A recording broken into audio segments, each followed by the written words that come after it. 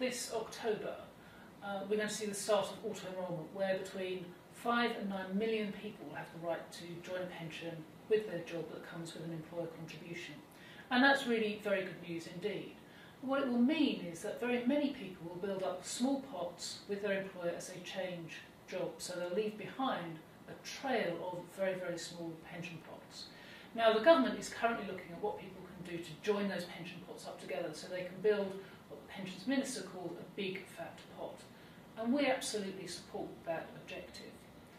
But the issue is how we build up that big fat pot and how we do that in a way which benefits scheme members, which benefits individuals, to ensure that they get out of pension saving as big a pension as possible. Now, the government's looking at two ways of doing this, and the government's favoured option is one called pot follows member. So as somebody changes jobs, they take their pension with them to their new job.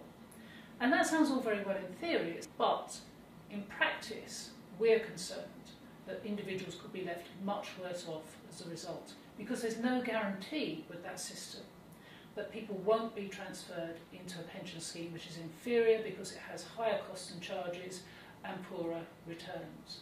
And our calculations show that if somebody's transferred from a low charging pot to a high charging pot, then they could be 25% worse off.